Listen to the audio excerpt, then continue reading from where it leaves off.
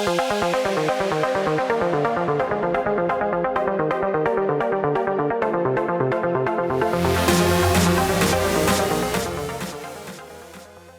when you press released October 31st, 2022, the formation of Land Run 4, you also announced the formation of Land Run 5 and a $200+ million acquisition, mostly in the stack, largely developed. I'm just kind of reading the bullet points here. Yep. For the press release: 4,500 BOEs of net production across 55,000 NRAs, mostly in Kingfisher, Canadian, and Blaine, and a little over 1,700 wells, average NRI of 1.6%.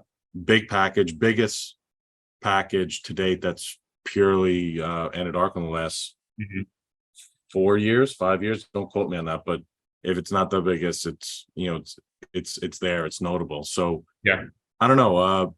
Why do you reverse engineer? Why do you think you guys were successful there and were able to get something of scale where no one really has been able to in such a long time? Yeah, I think I'll back up a little on that asset in general. I think, well, when you think about minerals at scale in a private equity construct, there's a little bit challenged, I think, in that you're trying to get a mid to high teens to low 20s equity return on an asset that's kind of viewed by the public market as a yield asset. So it's a little bit of a different cost of capital that plays at the public level than at the private equity level at scale. So it is an asset that I think was one that you could fit pretty well into the private equity construct, given where it was geographically located in the stack.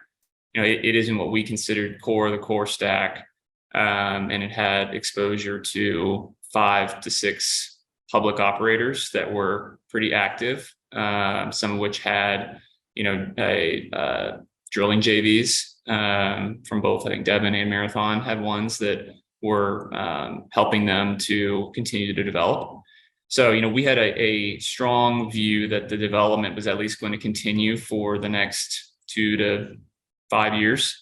And I think that exposure that was concentrated amongst a few operators that we had intel on and felt good about was able to help us lean into the development angle, which is really, I think, the difference. Everybody has plus or minus 5% probably on PDP in terms of what they view it as, and most people will probably value permits, DUCs, etc.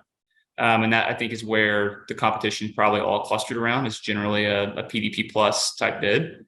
I think we were able to lean in a little bit on the development on operators that we felt good about in areas that we, from our Mid-Con knowledge, felt were competitive economics with the spacing being done right. And I think that was really the difference. And I think there was a large number of people who were clustered in a similar price environment that we were at. I think we were just a little bit better, and that was just from just a little bit tighter assumption on the development.